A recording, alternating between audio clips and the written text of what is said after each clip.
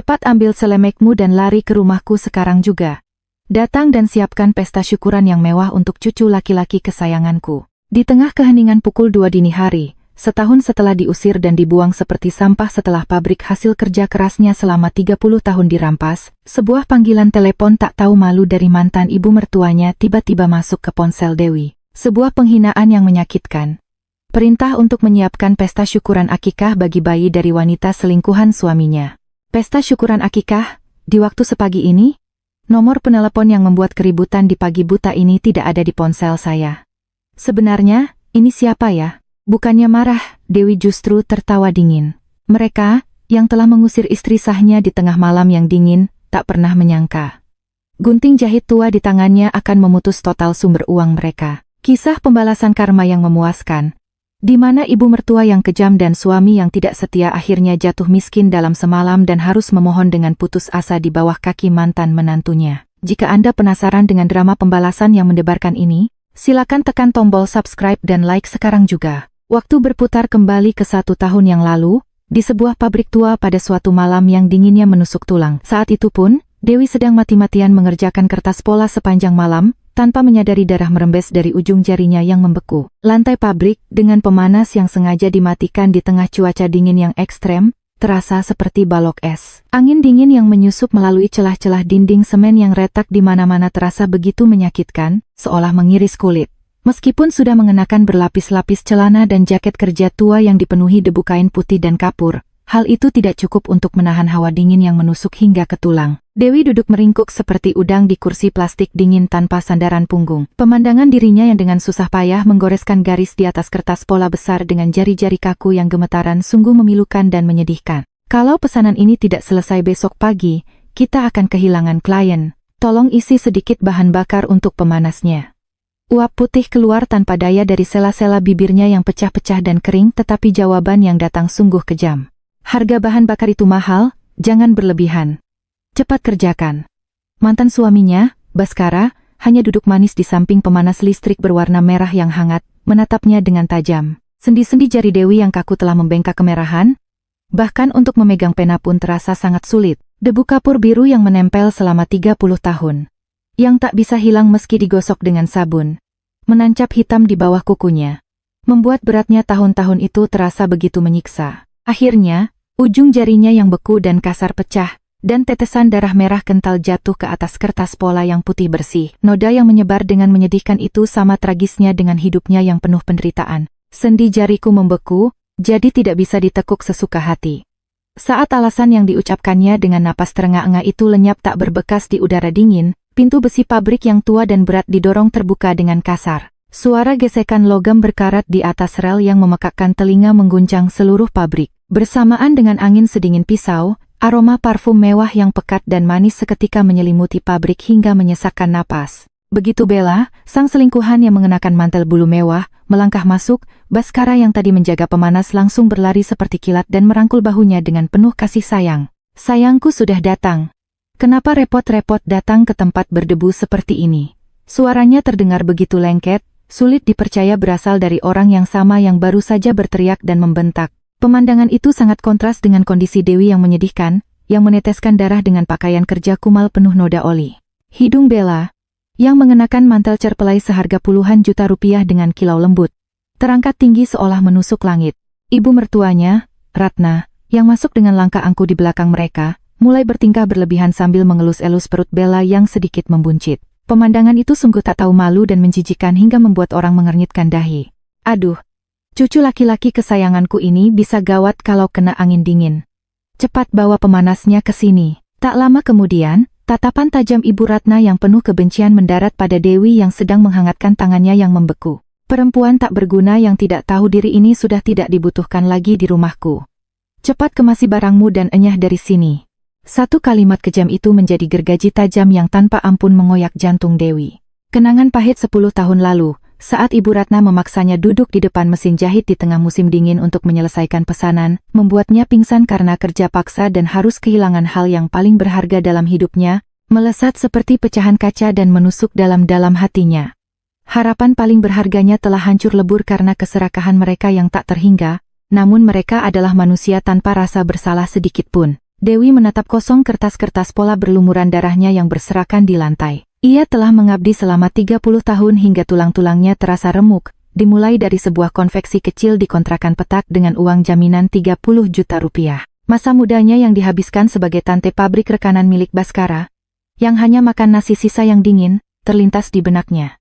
Rasa penyesalan atas tahun-tahun menyedihkan di mana ia hanya diperlakukan seperti mesin dan rasa bersalah terhadap bayinya yang pergi tanpa sempat melihat dunia, meluap dari dasar hatinya. Kekuatan di kakinya tiba-tiba hilang oleh gelombang ketidakadilan yang menerpanya seperti tsunami, dan ia pun terduduk di lantai semen yang dingin. Isak tangis yang mendidih dari lubuk hatinya naik hingga ke tenggorokan, tetapi ia harus menggigit bibir dan menelannya agar tidak terdengar. Itu adalah momen yang menyakitkan dan menyedihkan, di mana rahang Dewi bergetar halus seolah akan hancur. Sungguh tak masuk akal. Ia dibuang seperti sampah di tengah malam yang dingin dari pabrik yang ia bangun dengan darah, keringat, dan air matanya. Saat itu, sebuah bundel kertas tebal melayang dengan kejam ke arah kaki Dewi dan jatuh dengan berat. Surat cerai dan surat pelepasan saham yang meluncur di lantai semen dingin itu memenuhi pandangan Dewi. Itu adalah pemberitahuan pengusiran sepihak dari Baskara yang begitu sombong dan tak tahu malu. Dewi perlahan menundukkan kepalanya dan memunguti satu persatu lembaran dokumen yang berserakan di lantai sedingin es. Di tengah hawa dingin yang merayap naik dari lututnya, bahunya yang gemetar perlahan menjadi kaku. Rasa ketidakadilan karena diinjak-injak dan dicabik-cabik tanpa ampun itu perlahan berubah menjadi nalar yang tajam dan dingin seperti bilah pisau. Ketika Dewi perlahan mengangkat kepalanya, tidak ada sedikit pun penyesalan yang tersisa di matanya yang memerah. Pergi dengan tangan kosong, katamu, baiklah. Jika itu memang keinginan kalian, akan kulakukan. Di bawah kuku yang penuh noda kapur dan darah, ia mencengkeram erat sudut surat pernyataan yang kaku itu hingga nyaris kusut. Kemarahan yang meledak-ledak, yang membuatnya ingin membalikan meja dan meludahi wajah-wajah tak tahu malu itu, mendidih hingga giginya terasa ngilu, tetapi Dewi perlahan menenangkannya ke tempat terdalam di perutnya. Sudut bibir Dewi melengkung membentuk senyuman yang tenang dan mengerikan. Di dalam kepalanya, tanggal yang tepat sudah memulai hitungan mundurnya.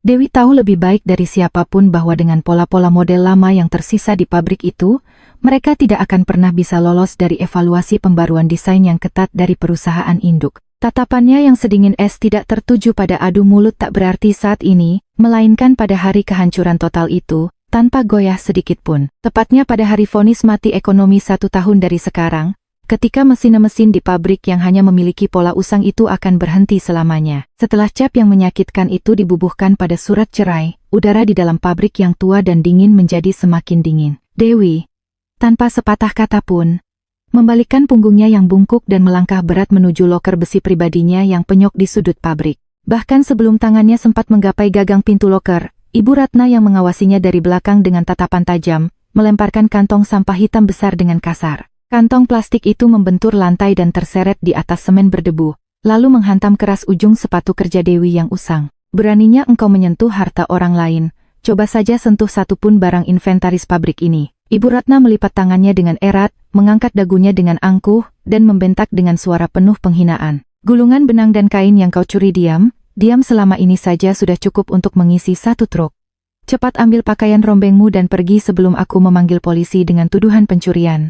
Menuduh istri sah yang telah bekerja keras selama 30 tahun untuk menjadikan pabrik rekanan suaminya nomor 1 di industri sebagai pencuri, sungguh sebuah hal yang menyedihkan. Namun, Dewi tidak membuka mulutnya sedikit pun di hadapan tuduhan tak tahu malu dan menghina dari Ibu Ratna. Bagaimanapun, penjelasan yang tulus tidak akan pernah berhasil pada manusia yang matanya telah dibutakan oleh keserakahan. Dewi mengabaikan kantong sampah di kakinya, membuka pintu loker yang berkarat dan kaku, lalu merogoh bagian terdalam laci. Di dalamnya, tertata rapi berbagai macam alat pembuat pola yang telah melalui tangannya yang kasar dan pecah-pecah selama 30 tahun terakhir. Namun Dewi membiarkan semua alat gambar impor yang mahal dan barang-barang berharga lainnya, dan dengan hati-hati hanya mengambil 1 buah gunting jahit dari logam yang tua dan berat. Gunting itu, dengan gagang yang cat hitamnya sudah terkelupas dan berbau besi, adalah pusaka peninggalan almarhumah ibunya yang telah membesarkannya dengan memperbaiki pakaian di pasar seumur hidupnya.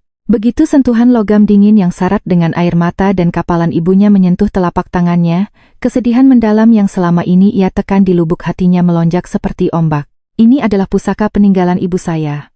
Harta saya hanya ini, jadi saya hanya akan mengambil ini dan pergi. Ketika Dewi memasukkan gunting itu dalam-dalam ke saku mantelnya dengan suara yang sepenuhnya tanpa emosi, Kali ini Baskara yang membanting sebuah amplop coklat ke atas meja dengan kasar. Jangan coba-coba memancing simpati dengan menangis. Tanda tangani saja surat pelepasan saham ini. Kalau tidak, jangan harap kau bisa melangkah keluar dari pintu ini hari ini.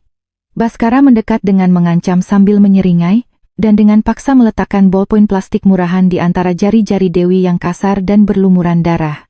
Bella, yang menempel di sisinya seperti lintah, merangkul lengan Baskara dengan lengket, menyebarkan aroma parfumnya yang pekat dan menusuk hidung. Aduh sayang.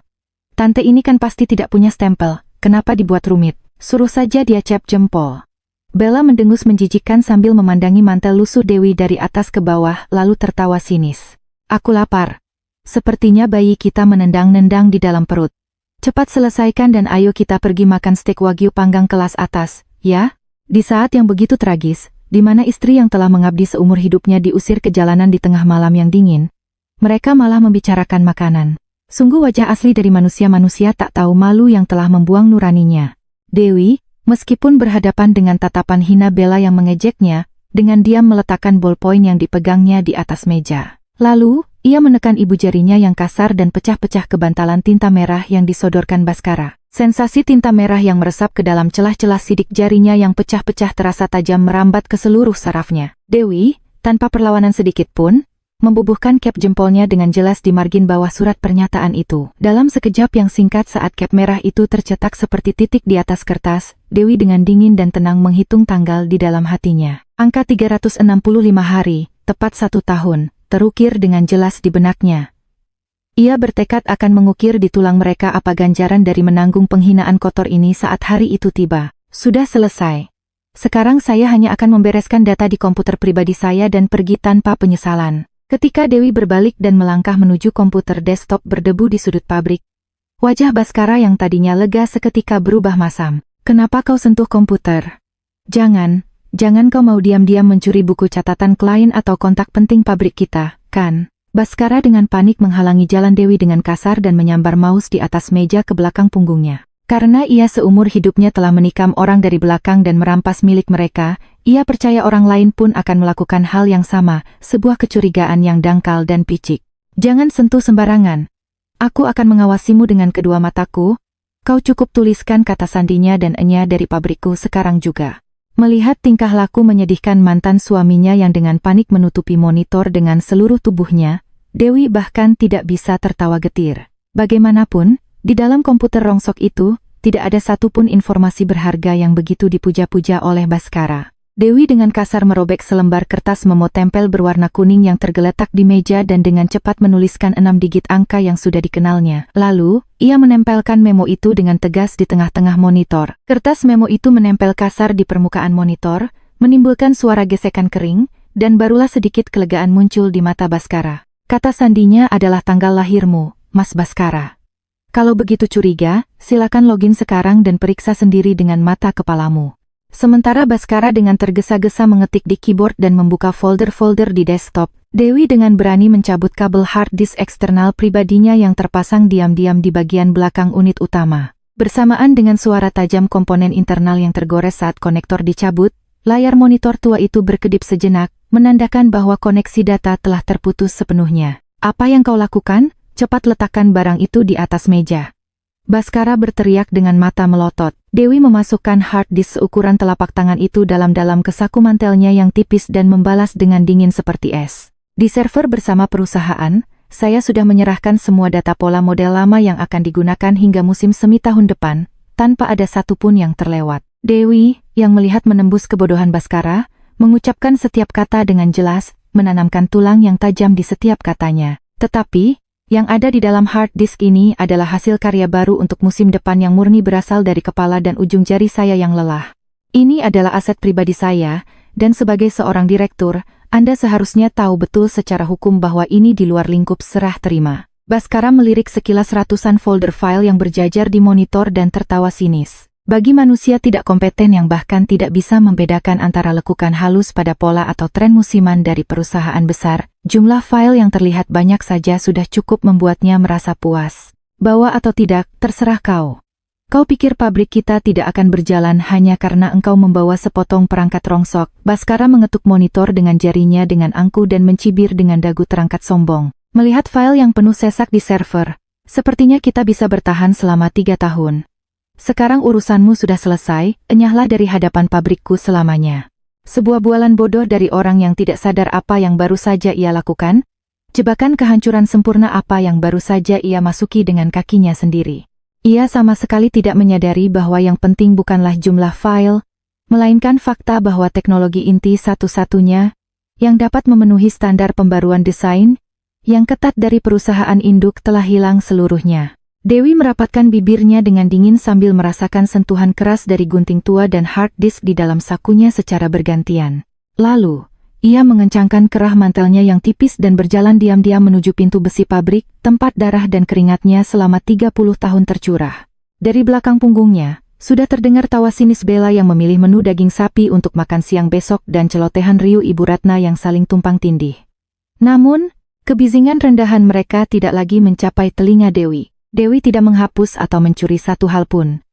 Semuanya memang miliknya sejak awal. Ia hanya menghentikan perbuatan amal bodohnya hari ini, yaitu menyerahkan teknologi berharganya secara gratis kepada manusia yang tidak pantas. Begitu Dewi melangkah keluar, pintu besi pabrik yang tua dan berat itu langsung tertutup di belakangnya seolah tak mampu menahan bebannya sendiri. Ratusan kilogram lempengan besi yang meluncur di rel berkarat itu menghantam kusen pintu, mengeluarkan suara mengerikan yang mengguncang seluruh area pabrik. Itu adalah suara perpisahan yang berat dan tak dapat diubah, yang secara sempurna memisahkan cuaca dingin yang mengerikan di luar dengan keserakahan kotor di dalam pabrik.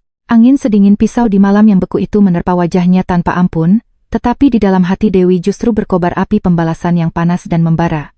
Jebakan mematikan yang akan menjatuhkan vonis mati ekonomi yang sempurna pada mereka di hari pembaruan desain besar-besaran perusahaan induk tahun depan telah terpasang. Hitungan mundur menuju kehancuran yang akan meledak tepat 365 hari kemudian mulai berjalan dengan dingin tanpa kesalahan sedikit pun. Tepat pada saat pintu pabrik ditutup, langkah berat Dewi akhirnya berhenti di ujung sebuah gang sempit yang sepi di pinggiran kota. Ketika ia memutar kunci gembok kamar kontrakan petak seharga 30 juta rupiah dengan kunci tua di tangannya, engsel berkarat itu menjerit mengerikan seolah tak sanggup menahan bebannya. Begitu pintu terbuka, bau apek dan asam khas dari dinding yang berjamur hitam langsung menyengat hidungnya. Hawa dingin dari lantai linoleum kuning yang pemanasnya sudah lama mati itu, menembus sol sepatunya yang tipis dan membekukan ujung kakinya tanpa ampun. Ia berdiri termangu di tengah ruangan sedingin es itu dan memandang sekeliling ruang kosong. Hanya langit-langit dengan noda jamur yang menyebar seperti peta dan dinding yang kertasnya menggelembung karena lembab yang terlihat. Pemandangan itu sungguh menyedihkan untuk sebuah kwitansi dari pengorbanan masa mudanya selama 30 tahun hingga tulang-tulangnya terasa remuk. Jadi, kwitansi dari masa mudaku yang kuhabiskan selama 30 tahun hingga tulang-tulangku remuk ini adalah sebuah kamar yang bau jamur, gumam Dewi. Dengan tangannya yang membeku, ia perlahan membuka resleting tas tuanya.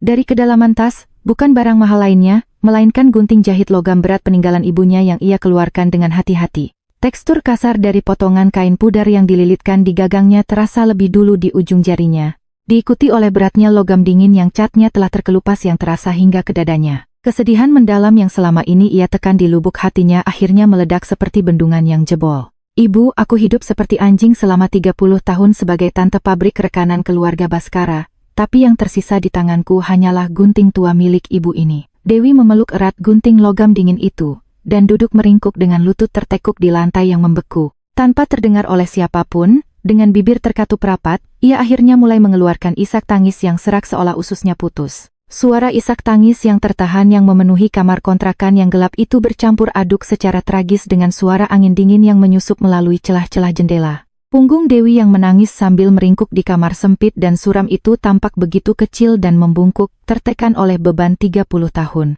Kau bilang aku barang usang tak berguna kan? Ya. Apakah stek wagyu kelas atas itu bisa tertelan dengan baik di pabrik yang kubangun dengan darah dan keringatku bersama gadis kecil itu? Meskipun meneteskan air mata darah, wajah mantan suami dan ibu mertuanya yang tersenyum tak tahu malu terbayang jelas di benak Dewi. Nikmati saja sepuasnya.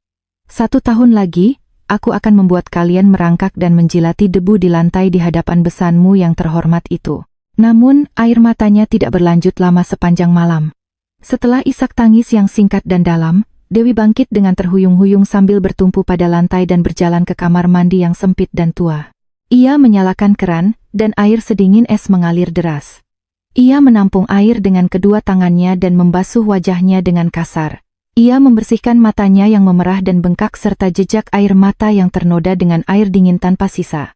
Jangan menangis, menangis meratapi nasib dalam hidupku berakhir malam ini. Setelah mengeringkan wajahnya dengan handuk secara kasar, Dewi berdiri tegak di depan cermin kamar mandi yang retak. Di balik tetesan air dingin yang menempel di permukaan cermin, tatapan tajamnya yang penuh dendam menancap dengan tegas. Kontur tajam tulang pipinya dan kelopak matanya yang bengkak karena menangis justru membuktikan tekadnya yang kuat dan menakutkan. Menantu seseorang.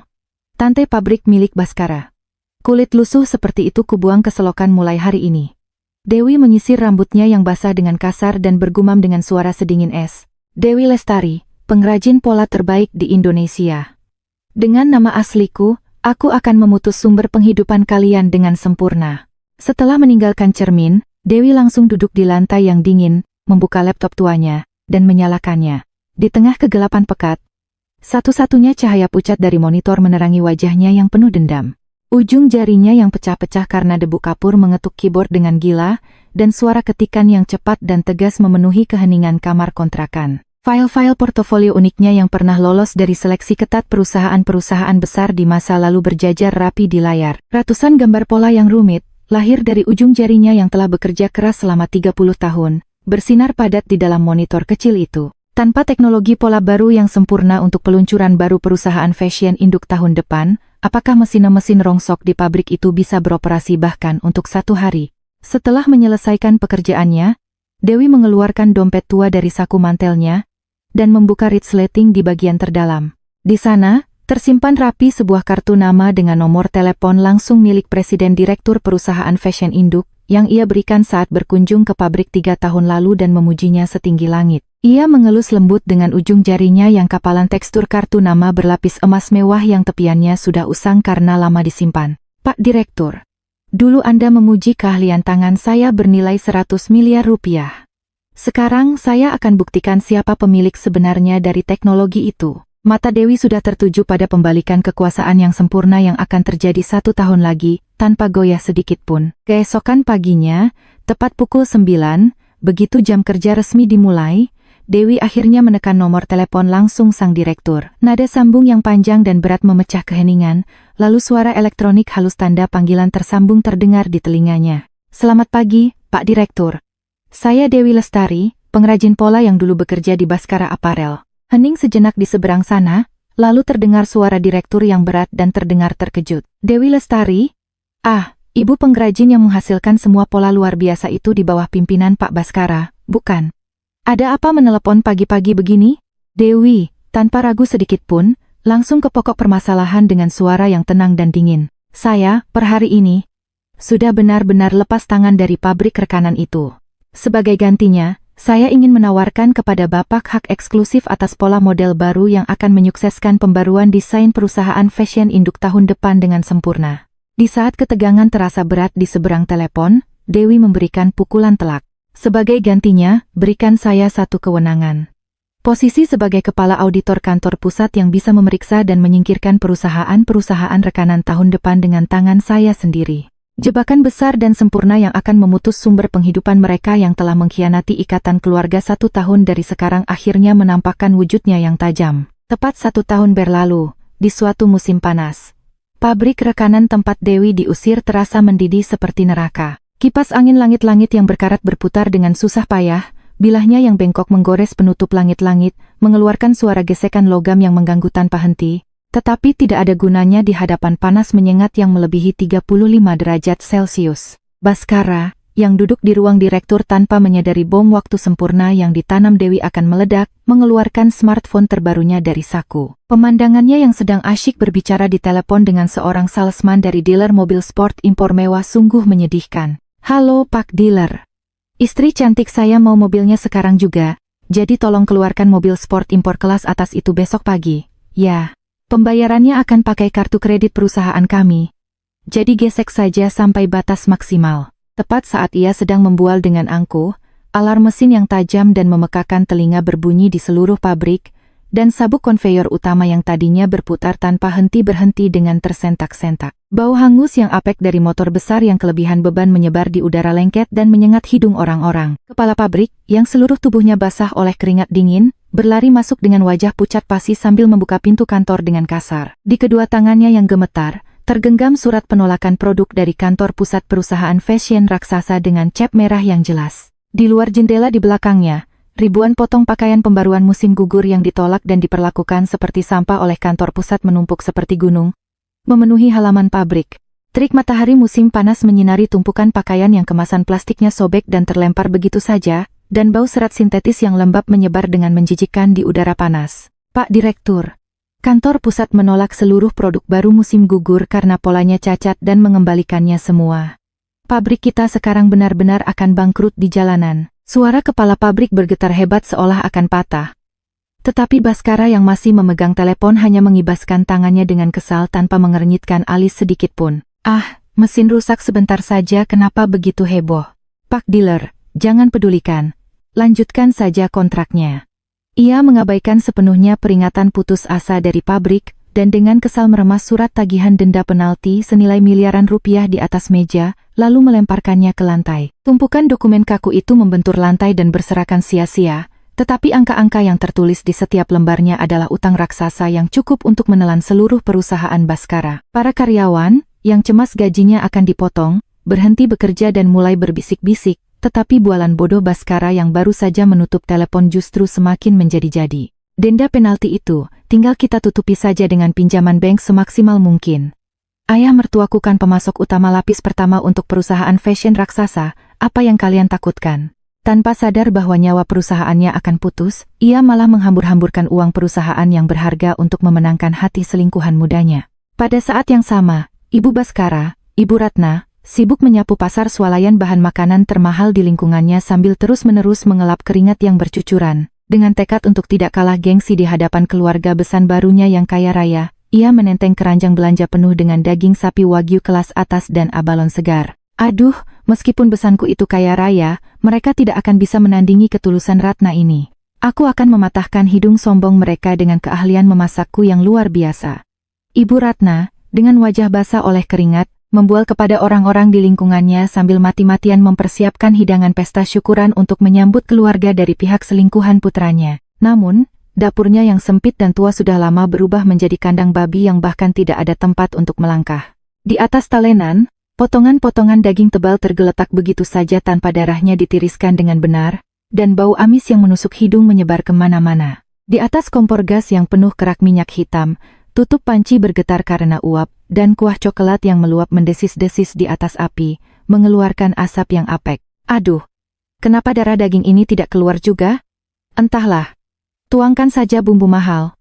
Mana mereka tahu. Tangan Ibu Ratna yang memegang pisau tumpul itu sangat kikuk, dan hanya suara pisau yang menghantam talenan plastik dengan keras yang memenuhi dapur. Waktu sudah menunjukkan pukul 2 dini hari, dan karena panas dari kompor gas besar yang menyala-nyala, dapur itu sudah seperti sauna. Bahan-bahan makanan kelas atas yang dibiarkan terlalu lama di suhu ruangan karena tidak tahan panas mulai mengeluarkan bau busuk yang asam dan memuakan. Ketika Ibu Ratna akhirnya mencicipi rendang yang sudah berbau asam, wajahnya berubah pucat pasi dan ia terduduk di tempat. Bagaimana ini? Semuanya sudah basi.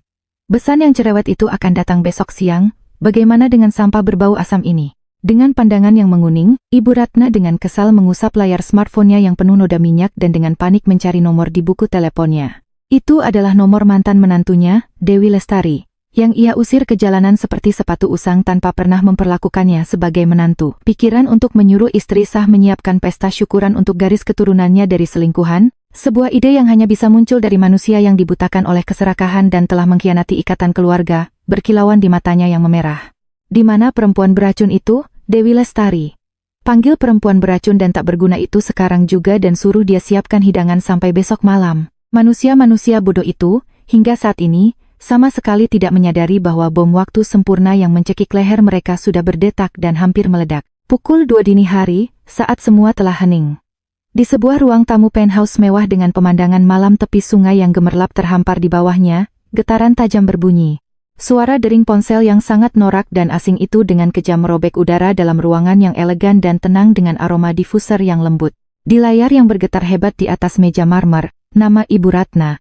Nama yang tidak pernah dihapus selama lebih dari 10 tahun, berkedip merah. Melihat nama yang menjijikan itu, senyum dingin dan tajam perlahan tersungging di bibir merah Dewi. Keyakinan bahwa saatnya telah tiba, ketika makhluk-makhluk yang lebih rendah dari binatang itu akhirnya akan menggali kubur mereka sendiri, dan jatuh ke dalam jurang kehancuran, membuat matanya bersinar tajam.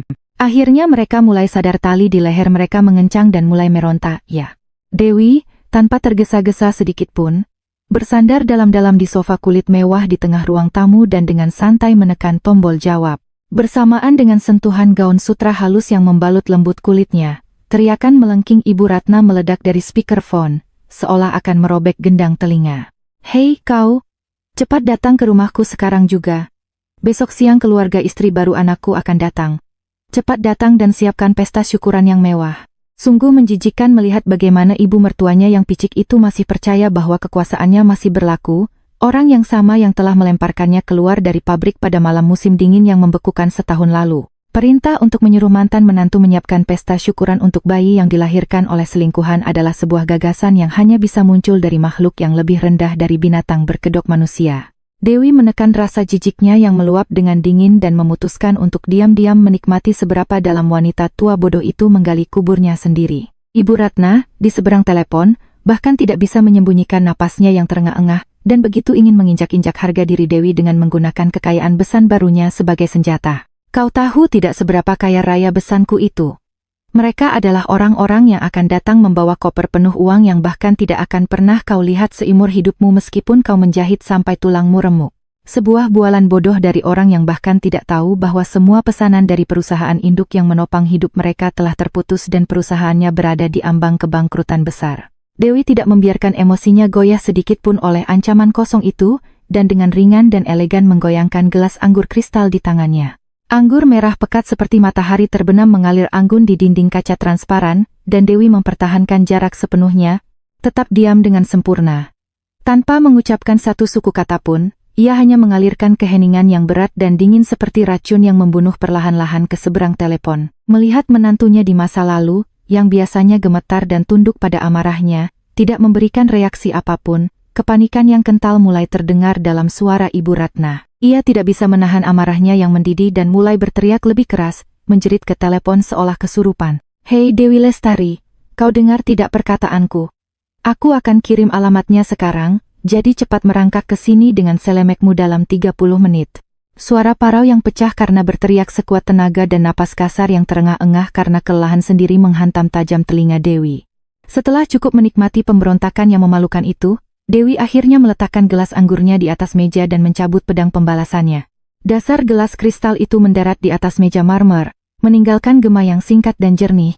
Dan bahkan sebelum suara itu hilang, bibir Dewi perlahan terbuka. Permisi. Pesta syukuran? Nomor telepon nenek-nenek yang membuat keributan di telepon orang lain sepagi ini tidak ada di ponsel saya. Sebenarnya, ini siapa, ya? Satu kalimat itu mengandung kekuatan luar biasa yang secara sempurna memutus belenggu menjijikan bernama mertua yang telah mengikatnya selama 30 tahun dan menginjak-injak mereka sebagai orang asing.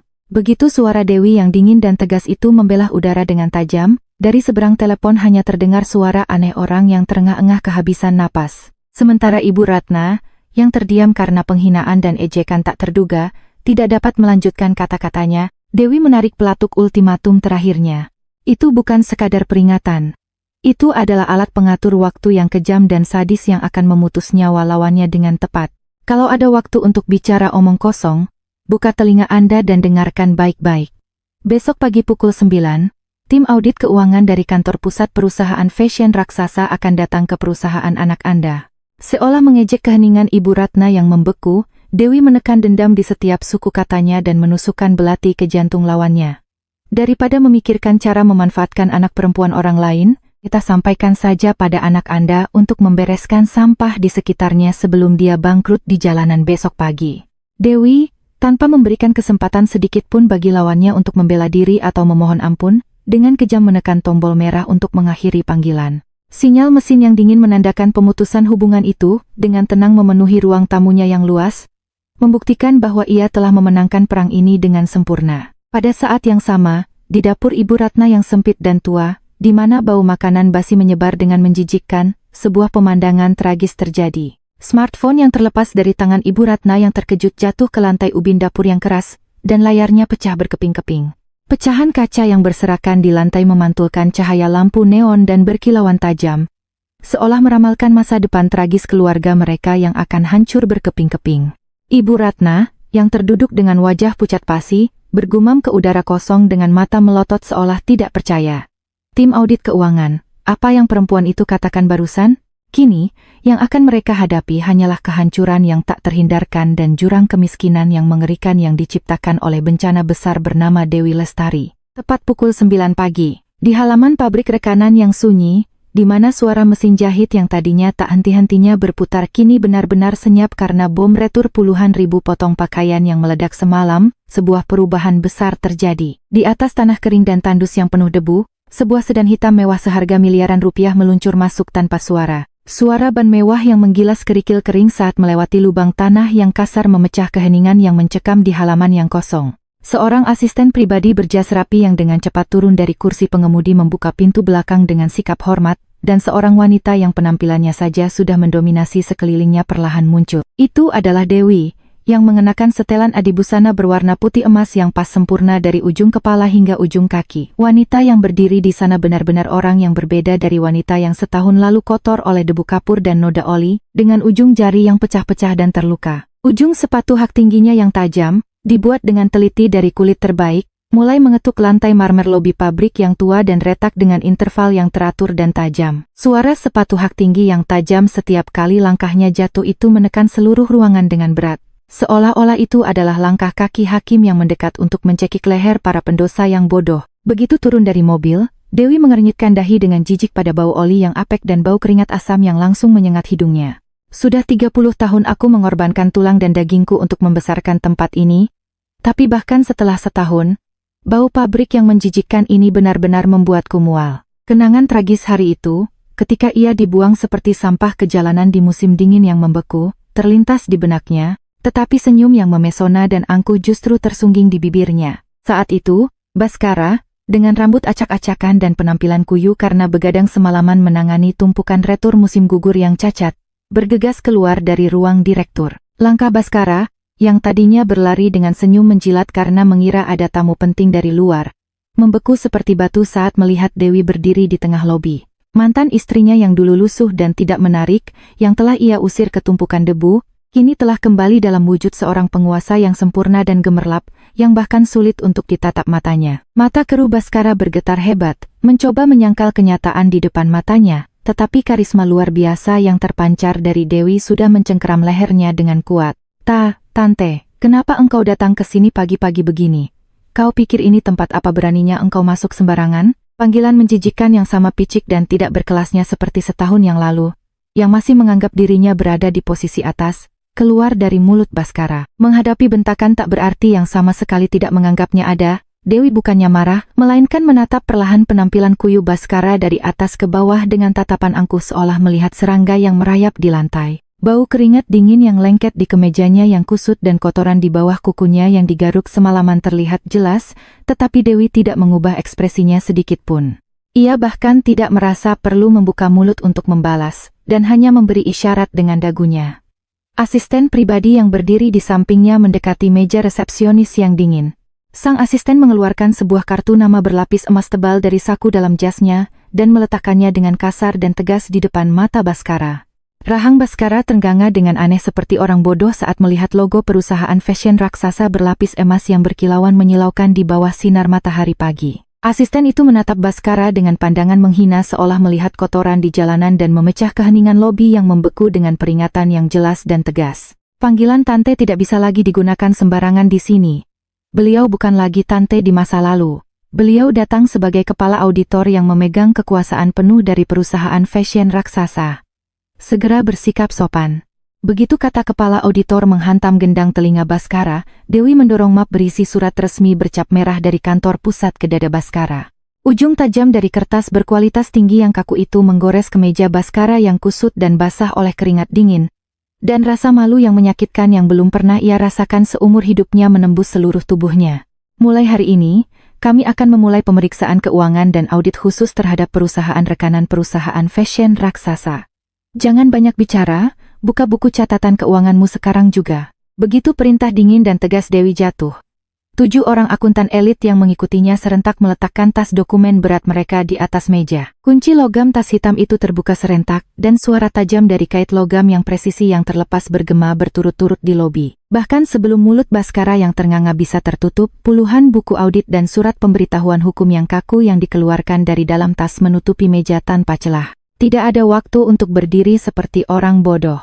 Cepat keluarkan dokumennya. Mulai dari pemeriksaan barang cakat yang semuanya diretur kemarin hingga rincian penggunaan dana pribadi yang kau gesek di tempat hiburan malam. Di antara puluhan karyawan pabrik yang menahan napas menyaksikan pemandangan luar biasa ini, bisik-bisik tak percaya mulai meledak seperti air bah. Bukannya itu mantan istri direktur kita? Astaga, setelah diusir, bagaimana bisa dia muncul sebagai kepala departemen dari perusahaan induk? Katanya direktur berselingkuh dan mengusirnya tanpa sepeser pun. Ternyata dia benar-benar kembali dengan membawa pedang untuk memenggal kepala direktur. Pabrik kita sekarang tamat kan? Puluhan pasang tatapan tajam dan bisikan belak-belakan menusuk tubuhnya seperti belati. Baskara, yang ingin bersembunyi di lubang tikus, wajahnya memerah dan membiru, dan ia terus-menerus berdeham. Itu adalah momen kehancuran total martabatnya, di mana ia harus membungkuk di depan semua bawahannya yang telah ia manfaatkan seumur hidupnya, di hadapan mantan istrinya yang bahkan tidak ia anggap sebagai manusia. Dewi, sebenarnya ada apa ini? Bagaimana bisa kau muncul sebagai kepala departemen dari perusahaan fashion raksasa? Baskara, yang akhirnya menyadari keseriusan situasi, mengulurkan tangannya yang basah oleh keringat untuk meraih lengan baju Dewi dengan senyum menjilat. Pertama-tama, banyak mata yang melihat, jadi mari kita bicara baik-baik di ruanganku. Kita kan bukan orang lain. Kita sudah menjadi suami istri selama lebih dari 10 tahun, masa harus sekaku ini? Namun, Dewi mundur selangkah seolah menghindari kotoran yang menjijikkan dan dengan satu tebasan menepis tangan kotornya dengan kejam. Di kedua matanya, tidak ada lagi jejak pengorbanan buta di masa lalu atau perasaan sebagai suami istri, yang ada hanyalah dendam yang tajam untuk menginjak-injak lawannya secara menyeluruh. Beraninya engkau menyentuhku dengan tangan kotormu. Percakapan pribadi nanti saja setelah kau diborgol dan masuk penjara. Bicaralah sepuasnya dengan pengacara negara. Dewi menatap dingin ke arah arloji mewah di pergelangan tangannya dan memulai hitungan mundur untuk memutus nyawa lawannya dengan mata tanpa kompromi. Bawa bukti klarifikasi penggelapan dana tahap pertama tepat di hadapanku paling lambat pukul 6 sore ini. Jangan sampai ada satupun rincian biaya sewa mobil sport impor mewah yang kau belikan untuk selingkuhanmu yang terlewat. Aib yang paling ingin ia sembunyikan terungkap di depan semua karyawannya. Bibir Baskara yang ketakutan bergetar. Dewi, tolong selamatkan aku sekali ini saja. Kalau harus membayar denda itu, aku benar-benar akan bangkrut. Kau kan juga punya perasaan terhadap pabrik ini? Perasaan? Satu kata yang keluar dari mulut Dewi membela udara lobi lebih tajam dari bilah pisau. Saat kau mengusirku yang telah bekerja keras selama 30 tahun hingga tulangku remuk di tengah musim dingin tanpa sepeser pun, apakah kau mengucapkan kata-kata seperti itu? Dewi mengangkat dagunya dan tersenyum sebagai pemenang mutlak, menghancurkan sisa-sisa harga diri Baskara hingga berkeping-keping. Jangan pernah bermimpi untuk membela diri. Serahkan 100% dokumen aslinya paling lambat besok siang pukul 12, dan jika ada kekurangan Rp1 pun, kau akan langsung ditahan. Tepat sebelum pukul 6 sore yang dijanjikan. Baskara bergegas mendekat ke halaman pabrik rekanan yang panas seperti sauna tanpa AC. Baskara, yang basah kuyup oleh keringat lengket dari ujung kepala hingga ujung kaki, bahkan tidak berani menatap langsung mata tajam Dewi. Ekspresi menjijikan di wajahnya, di mana lidahnya terus-menerus menjilat bibirnya yang kering kerontang, sudah cukup untuk membuat siapapun yang melihatnya merasa mual. Berkas klarifikasi yang tipis dan lusuh di kedua tangan Baskara bergetar hebat, lebih parah dari daun pohon yang bergoyang ditiup angin kencang. Begini, Dewi. Sepertinya engkau salah paham besar. Aku sama sekali tidak menggelapkan uang perusahaan untuk kepentingan pribadi. Manusia yang telah membuang istri sah yang telah bekerja keras selama 30 tahun seperti sampah di jalanan di musim dingin kini mencoba membela diri, sungguh sebuah hal yang menggelikan. Semua itu adalah uang yang terpaksa kugunakan untuk menjamu klien dan sebagai biaya operasional demi perusahaan rekanan kita. Kau kan tahu sendiri kondisi pabrik. Menghadapi pembelaan yang picik dan menjijikkan itu, Dewi bahkan tidak merasa perlu membuka mulut untuk membalas. Dan dengan kasar menyambar tumpukan rincian pembayaran yang diserahkan oleh akuntan, tanpa ragu sedikit pun. Ia melemparkan berkas klarifikasi palsu yang telah dimanipulasi Baskara semalaman ke udara. Salinan kwitansi yang dilaminasi kaku itu terbang berhamburan di halaman pabrik seperti badai salju putih dan jatuh tanpa ampun di bawah kaki Baskara. Suara gemerisik tumpukan kertas yang mendarat di aspal panas dan saling bertumpukan memecah keheningan yang mencekam di halaman pabrik. Mulut boleh saja bengkok, tapi bicaralah yang benar. Jangan membela diri dengan mulut kotormu. Kertas-kertas yang berserakan di sini sudah mengatakan faktanya. Dewi menginjak salah satu salinan bukti pembayaran kartu kredit yang jatuh di lantai dengan ujung sepatu hak tingginya yang mewah dan memblokir total pembelaan picik Baskara. Kamar VIP di Gria Pasca. Melahirkan mewah untuk selingkuhan, 250 juta rupiah. Uang muka sewa mobil sport impor mewah yang digesek kemarin sore, 300 juta rupiah.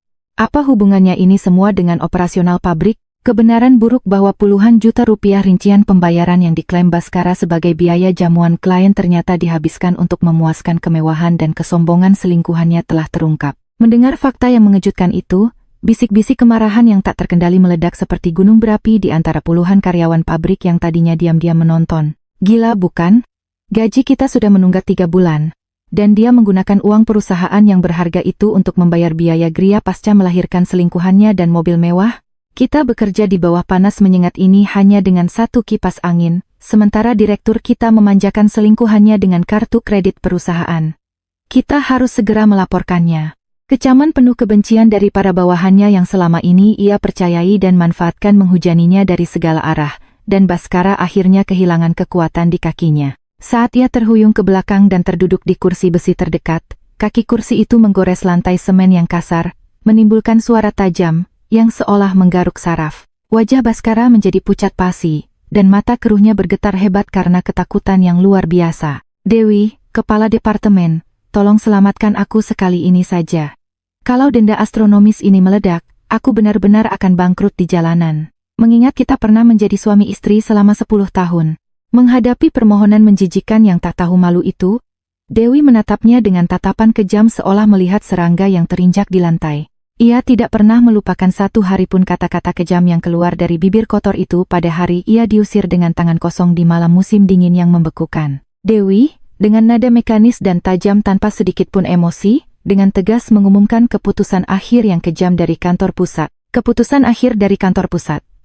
Mulai hari ini, semua kontrak kerjasama dengan perusahaan fashion raksasa dibatalkan. Semua pengiriman pakaian dari gudang dihentikan total. Bibir Baskara bergetar hebat. Tetapi pemblokiran dana tanpa ampun dari Dewi belum berakhir. Dan satu lagi berita yang paling kau takuti. Semua pembayaran yang belum dilunasi atas barang yang telah dikirimkan ditangguhkan sepenuhnya. Artinya, tidak akan ada 1 sen pun yang keluar. Mendengar vonis mati yang sempurna yang menghujaninya tanpa henti, Baskara memegangi kepalanya dengan kedua tangannya dan terengah-engah. Dewi pun memutus tali penyelamat terakhir yang dipegangnya dengan kejam. Dan kartu kredit perusahaan ajaib yang kau gunakan untuk pamer sebagai direktur itu, baru saja diblokir oleh perusahaan kartu kredit atas tuduhan penggelapan dana dalam jabatan. Dewi tersenyum santai sebagai pemenang mutlak dan mengumumkan kematian kartu plastik picik yang menopang hidup selingkuhan dan ibunya. Mulai saat ini, batas kredit kartumu benar-benar nol. Bahkan untuk membeli semangkuk bakso di pinggir jalan pun tidak akan bisa. Ketakutan nyata bahwa kartu yang menjadi satu-satunya sumber kemewahan Baskara dan pilar keluarganya telah putus total menekan seluruh pabrik dengan berat. Saat Baskara merangkak di lantai sambil menangis dan ingusan dengan menjijikkan, mencoba meraih ujung celana Dewi, Dewi menendang tangan kotornya dengan dingin. Di depan puluhan karyawan yang menonton, manusia yang pernah disebut direktur itu merangkak di lantai semen dengan perut menempel, memohon di ujung kaki mantan istrinya. Ia melewatkan penjelasan bertele-tele atau adu mulut emosional, dan dengan satu kalimat menancapkan paku tekanan hukum di benak lawannya. Gugatan perdata dan pidana akan masuk besok pagi. Aku tidak akan hanya membekukan rekeningmu besok pagi pukul 6 ran, tapi aku akan memutus total nyawa perusahaanmu dan hidupmu. Dewi, memperlakukan Baskara yang tergeletak di lantai seperti kotoran yang menjijikkan, berjalan keluar pabrik dengan langkah mantap tanpa menoleh ke belakang. Suara sepatu hak tingginya yang tajam dan teratur yang mengetuk lantai marmer bergema di lobi yang kosong seperti lagu pemakaman yang sempurna, menandakan kehancuran Baskara. Di saku celana Baskara yang ditinggalkan sendirian, getaran dari pesan teks penagihan tunggakan pinjaman dari lembaga keuangan sekunder dan penolakan persetujuan sewa mobil sport impor mewah mulai berbunyi berturut-turut dengan gila. Baskara, yang telah sepenuhnya tenggelam dalam rawa keputusasaan bernama kebangkrutan, mengepalkan kedua tangannya ke udara dan menjerit mengerikan hingga tenggorokannya serak. "Ah, Dewi Lestari. Kau perempuan beracun. Kau pikir aku akan diam saja?" Namun pemberontakan itu hanyalah jeritan tak berarti dari seorang pecundang yang lenyap sia-sia di balik pintu besi pabrik yang berat dan sudah tertutup rapat. Tepat pada saat Dewi sedang melakukan eksekusi yang menegangkan di pabrik rekanan, memutus total sumber dana Baskara. Di ruang tamu tua di rumah Baskara, keluarga dari pihak Bella duduk angkuh di kursi kehormatan, merayakan pesta syukuran 100 hari cucu laki-laki mereka yang baru lahir. Ibu Ratna mengenakan hanbok merah menyala yang terbuat dari sutra terbaik, dan di jari-jarinya yang keriput, ia memamerkan cincin berlian palsu berukuran besar, meninggikan egonya di hadapan besannya. Ia telah bersusah payah membuang diam-diam makanan yang telah basi karena ditinggalkan di dapur panas semalaman. Akhirnya, makanan yang ia borong dari catering murah di pasar pagi-pagi tadi ia sajikan di atas meja, dengan tak tahu malu seolah-olah itu adalah masakan kelas atas yang ia buat sendiri semalaman. Namun, bau menjijikan dari perkedel ikan yang keras dan berminyak serta rendang yang kering dan berubah seperti karet merusak suasana pesta. Ibu Bella menatap dengan curiga dan tidak senang, mengaduk-aduk bihun di piring plastik murah dengan ujung sumpitnya. Ibu Ratna, yang punggungnya basah oleh keringat dingin karena takut ketahuan, buru-buru mulai berbohong berlebihan. "Aduh, besan, ini semua rendang sapi wagyu kelas atas yang saya masak semalaman dengan bumbu rahasia turun-temurun keluarga kami. Jangan tanya-tanya lagi, makan saja yang banyak." Ibu Ratna mengibaskan tangannya yang bercincin berlian palsu di udara dengan heboh dan membual tentang kekayaan putranya yang bahkan tidak ada. "Anak saya, Baskara, sekarang sedang memegang erat bisnis fashion dari perusahaan induk, jadi uang mengalir deras. Kekayaannya cukup untuk mengadakan pesta seperti ini 100 kali. Kesombongan picik dan rendahan untuk tidak kalah gengsi di hadapan keluarga menantunya yang kaya raya semakin memberatkan udara keruh di ruang tamu. Tepat pada saat pasangan besan itu ragu-ragu untuk mengangkat sumpit mereka sambil saling melirik dengan tidak nyaman, bel pintu berbunyi, memecah udara hening di ruang tamu. Suara mesin yang mengganggu itu seketika merusak suasana pesta. Ibu Ratna, meskipun kesal dalam hati, terpaksa tersenyum di depan para besannya dan berkata dengan santai, "Aduh, siapa yang tidak tahu sopan santun menekan bel pagi-pagi begini? Mungkin Baskara memesan minuman anggur mahal untuk menyambut besan-besan terhormatnya." Ibu Ratna berjalan dengan langkah bersemangat ke pintu depan dan membuka pintu besi yang tertutup rapat. Di sana, bukan kurir yang membawa hadiah mahal, melainkan seorang petugas pos dengan wajah tanpa ekspresi. Di tangannya, tergenggam sebuah amplop surat tercatat yang tebal dan tampak tidak menyenangkan. Dengan Ibu Ratna sendiri, ini surat tercatat yang sangat penting dari pengadilan. "Silakan tanda tangan di sini di pad elektronik." Begitu kata pengadilan yang menakutkan itu menghantam pintu depan, dan dengan cap merah dari instansi pemerintah yang tercetak kasar di amplop, ujung jari tua Ibu Ratna mulai bergetar. Merasakan tatapan tajam dari para besan yang duduk angkuh di ruang tamu tertuju ke arahnya, Ibu Ratna berusaha mengabaikan keringat dingin yang mengalir di punggungnya. Tanpa tahu apa isinya, ia merobek amplop kertas tebal itu dengan tangan gemetar. Suara serat kertas kasar yang sobek saat mulut amplop terbuka bergema tidak menyenangkan di pintu depan yang sunyi. Saat ia membuka dokumen kaku di dalamnya untuk memeriksa isinya, napas Ibu Ratna yang tadinya sombong seketika tercekat. Di tengah-tengah dokumen bertekstur kasar dan dingin itu, tercetak jelas kalimat mengerikan dengan huruf tebal dan lebih merah dari darah. "Keputusan lelang eksekusi properti." Lelang eksekusi properti. Omong kosong apa ini? Siapa yang berani-beraninya melelang rumah orang sembarangan? Di bawahnya, tertera peringatan yang bahkan Ibu Ratna, yang seumur hidupnya tidak pernah berurusan dengan pengadilan, bisa langsung memahami keseriusannya. Peringatan sita jaminan dan pemeriksaan lapangan. Kebenaran mengerikan terungkap, putranya, Baskara, karena tidak mampu menanggung denda penalti yang sangat besar dan biaya kemewahan selingkuhannya, telah diam-diam menjaminkan rumah atas nama ibunya ini ke lembaga keuangan. Keputusasaan bahwa satu-satunya tempat berlindungnya yang telah ia jaga selama puluhan tahun akan berpindah tangan dalam semalam membuat pikiran Ibu Ratna menjadi putih bersih. "Rumahku yang berharga ini akan dilelang? Anakku kan direktur perusahaan yang mapan, kenapa rumah yang kubangun dengan susah payah seumur hidupku ini harus disita karena utang?" Mendengar jeritan pilu Ibu Ratna yang meledak dari pintu depan, wajah ayah Bella yang tadinya tampak ramah saat mengunyah daging di meja ruang tamu seketika berubah dingin. Dengan wajah merah padam karena marah, ia membanting sendok dan garpu perak berat yang dipegangnya ke atas meja pesta yang penuh noda minyak dan bangkit dari kursinya.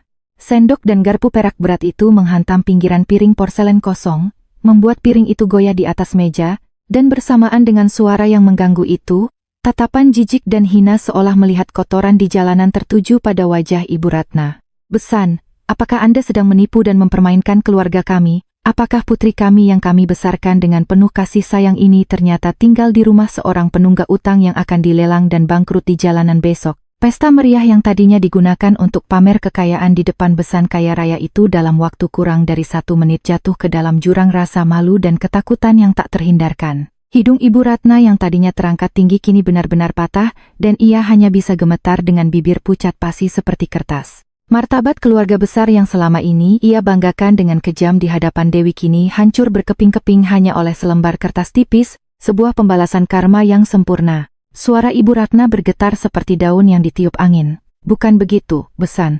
Ini pasti ada kesalahan dari pengadilan. Kalau Baskara datang, dia akan menjelaskan semuanya. Ini hanya salah paham." Tepat pada saat Ibu Ratna yang putus asa mencoba meraih ujung celana Besannya sambil mengeluarkan pembelaan yang picik dengan suara gemetar, getaran ponsel yang berat dan tidak menyenangkan berbunyi gila-gilaan dari saku jas ayah Bella, yang tadinya marah dan terengah-engah seolah akan segera pergi. Di telinga Ibu Ratna, yang tenggelam dalam rawa kehancuran, suara getaran itu terdengar mengerikan seperti sinyal bencana lain yang akan memutus sisa nyawa mereka. Tepat pada saat Ibu Ratna, dengan surat dari pengadilan di tangannya, gemetar dan mencoba membela diri dengan picik. Suara getaran ponsel yang berdering gila-gilaan dari saku jas ayah Bella akhirnya menarik pelatuk kehancuran yang mengerikan. Wajah ramah ayah Bella yang menjawab telepon dengan kesal itu dalam beberapa detik berubah menjadi kaku seperti batu. Tubuhnya yang besar dan berat melompat dari meja makan seperti Pegas, dan kursi kayu berat di belakangnya terdorong ke belakang, menggores lantai marmer dengan kasar. Suara tajam dari kaki kayu yang bergesekan dengan lantai batu yang lisin membuat semua orang yang duduk di meja pesta merinding. "Apa maksudmu? Kantor pusat perusahaan fashion raksasa telah membatalkan kontrak kerjasama dengan pabrik Baskara secara permanen dan menyatakan bangkrut total." Berita kebangkrutan fatal yang terdengar dari seberang telepon membuat rahang keluarga Bella, yang tadinya duduk seperti bangsawan di ruang tamu, ternganga dengan aneh. Seluruh pembayaran ditangguhkan, ditambah bom denda penalti miliaran rupiah, jadi besok pagi perusahaannya akan tutup. Setelah memastikan berita terburuk yang tak dapat dipercaya itu, ayah Bella menatap Ibu Ratna yang terduduk di lantai dengan mata memerah. Ia tidak bisa menahan amarahnya yang mendidih dan melepaskan teriakan dahsyat yang mengguncang seluruh ruang tamu. "Dasar keluarga penipu yang lebih rendah dari sampah, beraninya menipu putriku yang berharga dengan status penunggak utang yang akan bangkrut di jalanan besok." Mendengar makian mengerikan dari Besan kaya raya yang tadinya begitu dipuja, Ibu Ratna kehilangan kekuatan di kakinya dan tersungkur di lantai yang dingin. Lutut hanbok merahnya yang tadinya begitu dibanggakan di depan para Besan terlipat dengan menyedihkan saat terseret di lantai, dan jari-jarinya yang bercincin berlian palsu. Bella, yang telah memahami sepenuhnya keseriusan situasi, juga bangkit dari tempat duduknya dengan wajah pucat pasi dan dengan kasar mencabut cincin pertunangan dari jarinya. "Pantas saja kau tidak pernah memberikan sertifikat keasliannya meskipun katanya ini berlian 200 juta rupiah. Ternyata ini hanya kubik zirkonia murahan dari pasar." Cincin berlian palsu yang dilemparkan Bella dengan kesal itu menggelinding di lantai marmer yang keras, menimbulkan suara yang sangat riuh dan norak. Gema menyedihkan dari benturan potongan kubik ringan itu seolah dengan jelas membuktikan betapa rendahnya dasar keluarga yang dibangun di atas kesombongan ini. Cincin itu membentur kaki meja pesta, lalu berbelok tanpa daya dan berhenti di sudut ruang tamu yang penuh noda minyak. "Berani-beraninya mengincar harta keluarga kami dengan cincin kubik zirkonia murahan seperti ini. Ibu, aku tidak mau bernapas di sini bahkan 1 menit pun. Cepat ambil bayinya dan kemasi barang-barang kita." Keluarga Bella dengan kasar menyambar bayi mereka yang terbaring di tempat tidur kamar utama dan berjalan menuju pintu depan tanpa sedikit pun penyesalan. "Jangan pernah berpikir untuk menunjukkan wajah menjijikanmu di hadapan putri dan cucuku lagi. Mulai saat ini, semua dukungan finansial dan hubungan antara keluarga penunggak utangmu dan keluarga kami berakhir." Ayah Bella menendang pintu depan sambil melontarkan kutukan tanpa ampun. Pintu besi yang berat itu menghantam kusen dengan keras, mengeluarkan suara mengerikan yang mengguncang seluruh rumah. Bersamaan dengan suara kejam itu, dukungan dana besar dari keluarga Besan, yang menjadi satu-satunya tali penyelamat bagi keluarga Baskara, terputus total. Di ruang tamu yang kosong, yang telah disapu bersih oleh badai keluarga Besan, hanya tersisa bau perkedel berminyak murahan dan bau rendang yang mulai membusuk. Di atas meja pesta yang setengah roboh, makanan yang belum tersentuh mendingin dengan mengerikan, dan kuah yang tumpah perlahan mengalir dari taplak meja ke lantai. Ke dalam reruntuhan yang menyedihkan itu, Baskara, dengan penampilan yang hancur setelah diinjak-injak habis-habisan oleh Dewi di pabrik, berjalan terhuyung-huyung. Baskara, yang basah kuyup oleh keringat dan debu, melihat meja pesta yang berantakan dan ibunya yang tersungkur di lantai sambil menangis, dan akhirnya kehilangan kendali sepenuhnya. Baskara, yang matanya gelap karena syok, bukannya membantu ibunya yang tua yang terduduk di lantai, malah mulai melontarkan kebencian dan kutukan yang penuh dendam. Ini semua karena keserakahan picik ibu. Kenapa mengusir Dewi yang sedang baik-baik saja menjalankan pabrik ke jalanan di tengah musim dingin hingga menyebabkan bencana mengerikan ini? Sebuah pemberontakan keji, di mana ia melupakan sepenuhnya penggelapan dana dan perselingkuhan yang ia lakukan dan melemparkan semua tanggung jawab kepada ibunya yang tua. Sungguh sebuah pemandangan yang menyedihkan, yang tanpa ampun menunjukkan dasar terendah dari kemanusiaan. Ibu Ratna, yang kehilangan akal karena ucapan durhaka putranya, juga memukul punggung Baskara tanpa ampun dengan mata merah penuh dendam. Kau anak durhaka yang akan dikutuk. Kau yang diam mencuri surat rumahku dan menjaminkannya ke lembaga keuangan untuk mengambil utang. Kau yang membuat ibumu yang telah bekerja keras ini menjadi gelandangan di usia tua. Di dalam rumah yang panas seperti sauna karena tidak menyalakan AC untuk menghemat listrik, perkelahian fisik yang menjijikan antara ibu dan anak yang berantakan karena keringat lengket dan air mata kotor pun terjadi. Pemandangan mereka yang saling menjambak rambut, merobek pakaian, dan berguling-guling gila di lantai ruang tamu adalah akhir dari makhluk-makhluk yang lebih rendah dari binatang, yang dibutakan oleh keserakahan, jatuh ke dasar terendah dan saling menggerogoti. Hanya jeritan kotor dari manusia-manusia yang telah jatuh ke dasar terendah, yang saling menyalahkan, yang memenuhi rumah sempit itu. Di samping ibu dan anak yang saling mencabik-cabik itu, layar smartphone Baskara yang terlempar di lantai berkedip dingin, menampilkan notifikasi baru. Gerakan kasar kedua orang itu berhenti sejenak. Di layar yang diangkat Baskara dengan tangan gemetar, muncul pesan teks ultimatum dari jurusita pengadilan. Besok pukul 14.00, kami akan mengunjungi kediaman Anda untuk penyitaan aset dan pemeriksaan lapangan terkait Wan Prestasi. Jika tidak ada di tempat, akan dilakukan tindakan pembukaan paksa. Itu adalah vonis mati yang tak terhindarkan, yang berarti mereka harus segera diusir dari rumah ini dan jatuh ke dalam debu. Setelah memastikan pemberitahuan tanpa ampun dari pengadilan, Baskara menatap meja pesta yang hancur berantakan dengan wajah penuh bekas cakaran darah dan tertawa hampa seperti orang gila. Di mata keruh orang yang telah sepenuhnya menyadari bahwa dunianya telah hancur berkeping-keping, hanya terpatri keputusasaan dan ketakutan yang mendalam, di mana tidak ada pembelaan yang berlaku. Habislah sudah. Uangku, mobilku, rumahku, perusahaanku, sekarang benar-benar habis sudah. Aku benar-benar menjadi gelandangan. Malam itu adalah malam kehancuran total, di mana kekejaman mereka saat membuang Dewi seperti sampah di jalanan kembali kepada mereka dengan bunga ribuan kali lipat dan memutus leher mereka. Udara musim gugur yang jernih seolah tak terasa, karena bagian dalam pusat konvensi besar tempat peragaan busana perusahaan fashion raksasa diadakan mendidih dengan panas yang seolah akan meledak. Ratusan kilatan kamera pers menyambar tanpa henti, menyinari panggung seperti air terjun. Hari ini, perusahaan fashion raksasa mencatat penjualan tertinggi sejak didirikan, dan kami akan mempersembahkan kepada Anda tokoh utama di balik desain inovatif yang telah sepenuhnya mengubah peta industri ini. Di tengah ribuan tamu VIP yang memenuhi ruangan dan menahan napas, suara penuh keyakinan dari MC di atas panggung bergema melalui pengeras suara mahal. Inilah kepala desainer sekaligus kepala auditor kantor pusat yang akan memimpin dunia mode Indonesia, Ibu Dewi Lestari. Saat itulah nama aslinya, yang selama 30 tahun yang panjang dan mengerikan hanya disebut sebagai Tante tak bernama di sudut pabrik rekanan, dipanggil di atas panggung paling bergengsi di Indonesia. Dewi, yang mengenakan setelan adibusana putih emas yang pas sempurna, mulai berjalan menuju tengah panggung dengan langkah mantap dan anggun. Suara merdu dari ujung sepatu hak tingginya yang mengetuk lantai panggung secara teratur adalah lagu kemenangan dari seorang pemenang yang telah bangkit setelah menginjak-injak semua luka mengerikan di masa lalu. Di tengah tepuk tangan meriah dari ribuan penonton yang serentak berdiri, Dewi tersenyum santai dan memesona. Ia bukan lagi istri yang tidak kompeten dari siapapun atau menantu yang tertindas. Ia adalah wujud seorang penguasa yang sempurna, yang berdiri di puncak kerajaan besar hanya dengan kemampuannya yang ditempa melalui kerja keras. Terima kasih. Pakaian yang Anda puji hari ini adalah hasil paling jujur dari 30 tahun bekas luka dan tetesan keringat yang tersisa di ujung jari saya yang kapalan. Pada saat Dewi sedang menikmati sorotan kemuliaan yang cemerlang itu, adegan berganti dengan tajam, menampilkan pemandangan sebuah pusat logistik besar yang tua dan suram di pinggiran kantor pusat. Sangat kontras dengan panggung peragaan busana yang gemerlap, bau keringat asam yang menyesakkan dan awan debu abu-abu yang pekat memenuhi ruangan. Kipas ventilasi besar seperti tumpukan besi tua berputar tanpa henti, mengeluarkan suara logam tajam yang memekakkan telinga, tetapi tidak cukup untuk mengeluarkan udara keruh di gudang yang pengap. Hei, di sana, cepat bergerak. Kalau kalian merayap seperti ulat di lantai dan tidak bisa menyelesaikan pengiriman hari ini, jangan harap upah harian kalian akan dibayar sepeser pun. Bentakan keras dari mandor lapangan melayang di atas tumpukan debu.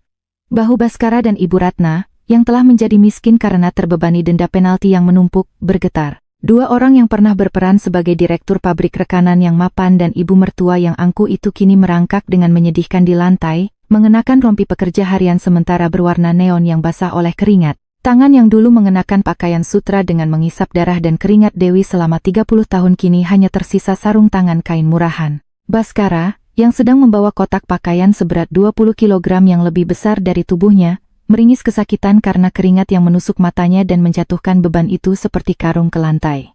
Aduh, punggungku. Dulu aku direktur yang berkeliling dengan mobil mewah, kenapa sekarang aku harus memindahkan kotak di tumpukan debu seperti neraka semut ini?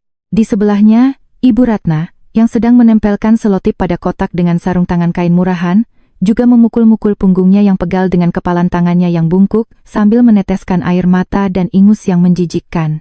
Mereka, yang seumur hidupnya hidup mewah dengan mengisap darah Dewi, kini telah jatuh ke dasar terendah dari belenggu kerja paksa yang mengerikan, tempat yang pernah mereka injak-injak. Saat itu, Dewi, yang datang untuk memeriksa lapangan pusat logistik, perlahan mendekati Baskara dan ibunya yang terengah-engah dengan suara sepatu hak tingginya yang tajam. Melihat kemunculan kepala auditor kantor pusat yang mengenakan setelan adibusana, para manajer lapangan membungkuk dan memberi jalan. Dengan suara langkah kaki yang sudah dikenalnya itu, mereka mengangkat kepala dengan kaku dan wajah pucat pasi. Mata Baskara, yang tersungkur di lantai berdebu, bergetar hebat saat melihat Dewi, tetapi Dewi bahkan tidak melirik penampilan mereka yang seperti kotoran. Bukannya melontarkan ejekan emosional yang dangkal dengan mengungkit luka masa lalu, ia justru mengendalikan mereka dengan sempurna dengan bahasa yang paling dingin dan objektif, sebagai budak dari sebuah sistem. Waktu istirahat sudah lewat 10 menit. Para pekerja yang tergeletak di lantai, jangan bermalas-malasan, segera kembali ke jalur kerja dan angkut kotak. Mendengar suara yang tajam dan kering itu, Baskara dan Ibu Ratna gemetar dan mencoba memohon belas kasihan dengan menjilat, tetapi pandangan Dewi hanya tertuju pada daftar manajemen pekerja di tangannya. Nomor 405, 406. Kalian berdua targetnya masih jauh dari cukup hari ini, jadi wajib lembur sampai tengah malam. Kenyataan pahit dari para pelaku, di mana nama-nama mereka yang dulu gemerlap telah dicabut sepenuhnya dan kini hanya disebut sebagai nomor pekerja harian rendahan. Di atasnya, pemberitahuan hukum tanpa ampun dari Dewi menancapkan paku terakhir.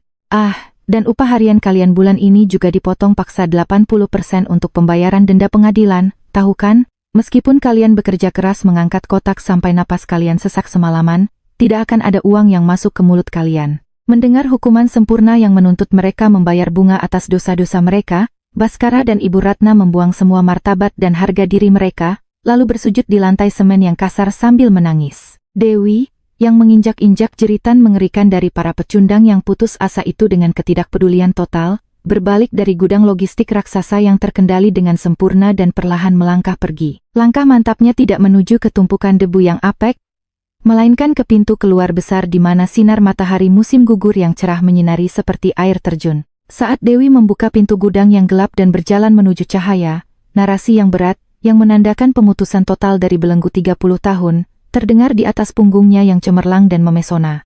Ini bukanlah balas dendam kekanak-kanakan. Ini hanyalah saya yang akhirnya mendapatkan kembali nama asli dan posisi sah saya yang telah kalian curi dan nikmati dengan tak tahu malu. Di belakangnya, pintu besi gudang yang berat perlahan turun, memisahkan batas antara terang dan gelap. Getaran berat dari lempengan besi tebal yang menyentuh rel di lantai menyebar melalui tanah, dan kehidupan nyata dari wanita bernama Dewi Lestari akhirnya dimulai dengan babak yang sempurna dan gemilang. Selama 30 tahun yang panjang dan gelap, Dewi harus hidup sebagai bayangan di depan mesin jahit tua, melupakan namanya sendiri. Manusia-manusia angkuh yang dengan kejam mengeksploitasi darah dan keringatnya atas nama keluarga itu tidak pernah bermimpi bahwa gunting jahit tua yang mereka buang ke jalanan akan memotong habis kesombongan mereka dengan sempurna. Hukuman yang dijatuhkan Dewi kepada mereka bukanlah balas dendam yang dangkal, melainkan ganjaran yang sangat adil dan sempurna atas keserakahan yang mereka lakukan sendiri. Wahai para pemirsa tercinta, bagaimana kisah pembalasan Dewi yang memuaskan yang kami sampaikan hari ini? Di luar jendela, angin musim semi yang hangat berembus, dan di setiap dahan yang telah bertahan melalui musim dingin yang panjang, kuncup-kuncup bunga yang indah mekar dengan menakjubkan. Saya percaya bahwa kehidupan kita yang berliku-liku ini tidak berbeda dengan hukum alam bunga musim semi yang cemerlang ini.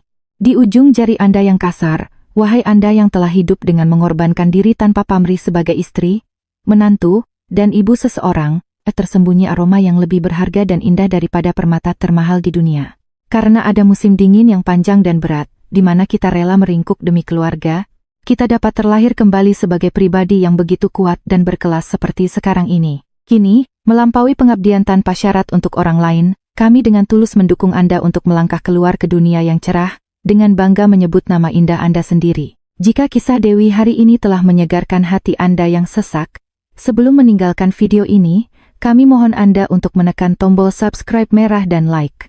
Dan jika di sekitar Anda ada teman-teman yang terluka karena telah mengabdi seumur hidup seperti Dewi dan membutuhkan penghiburan, kami akan sangat berterima kasih jika Anda membagikan video ini secara luas melalui aplikasi pesan instan Anda. Satu komentar dukungan hangat dan satu tombol bagikan dari Anda adalah kekuatan terbesar bagi banyak Dewi di luar sana yang melepaskan cangkang lamanya dan memulai musim semi kehidupan yang baru. Seperti musim semi yang hangat, kami berdoa dengan kedua tangan agar sisa hidup Anda, para pemirsa, selalu dipenuhi dengan hari-hari yang hangat dan cemerlang. Sampai di sini, drama berkelas dari kisah hidup penuh hikmah yang meningkatkan martabat Anda. Terima kasih.